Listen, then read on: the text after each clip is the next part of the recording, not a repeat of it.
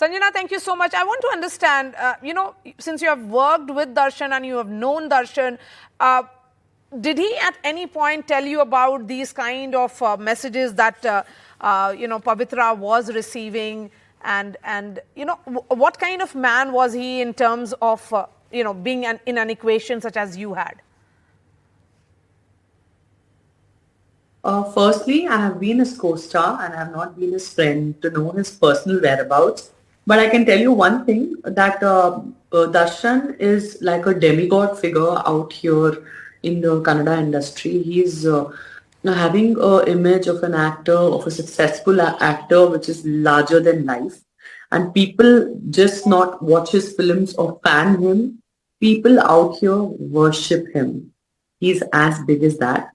And however, this is the been like a black day for us ever since yesterday, or rather even today. It's been like a doomsday for the Kannada industry. And his last film, Katera, also was very successful on a pan-India level. He's a box office Badshah, a box office Sultan, or you can call him the biggest money roller in the Kannada industry. And his films are doing well nationally. So distributors are earning huge monies even nationally because of his film and because of the brand that he is. And howsoever, we are very emotionally related to him for the kind of social work that he has done, for the kind of a person he is. From the person that he is and that I know, I still remember he would not even call me by my name when I was shooting with him. He'd be like, Ji suniye, that colloquial slang in Kannada, Amma kutkoli, Amma tindi aita, Amma. That is how he represents a woman, and that was his tone when I was working with him in a film titled Arjun. And a very soft-spoken man, very hugely built, perhaps, very soft-spoken gentleman, and the way he would talk to any woman, the way he would behave with any woman. There was a scene when he had to lift me. So he discussed it with me, told me, be comfortable, G, I will do it this way, G, and things like that. And it's very, he's having a very beautiful aura around him with the way he talks and respects women.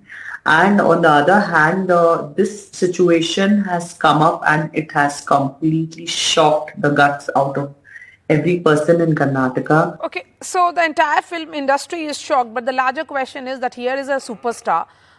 You call him a demigod who has been accused of murder. It's a serious and heinous crime, no matter what the provocation.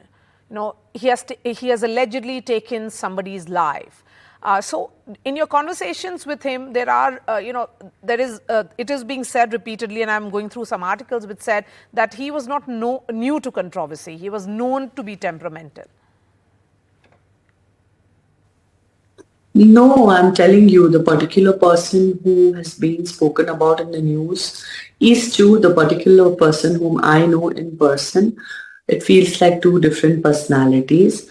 And however, we have to respect the law and order of the country is what I believe. We should not be challenging what they are recording in the FIR and the charge sheet. It's the cops because of whom today I am sitting peacefully in my house. And because we are legally safe in our life, it's purely because of the law and order of the country. But it's very early to jump the gun and say that, okay, he has done this or he has done that. We have to wait and see what is happening. And there are, when something like this happens with a celebrity, if there's a 5% allegation, the 5% allegation becomes a 500% allegation. The 500% becomes a 5,000% allegation. And before we know, there's an entire movie out of it that you can make. So that's what is happening right now, because I have been a victim of the system. And there was a case where I was dragged into, I got a complete clean shit in the so-called sandalwood drug case, in which I was dragged just because a person whom I knew very well, he verbally said she is also involved, and I was dragged along. And then it took me 3 long years to get the case completely quashed and get a clean check from the High Court. So I hope something like that has happened with him, where he can also come out eventually from the problem. Okay, Sanjjanaa.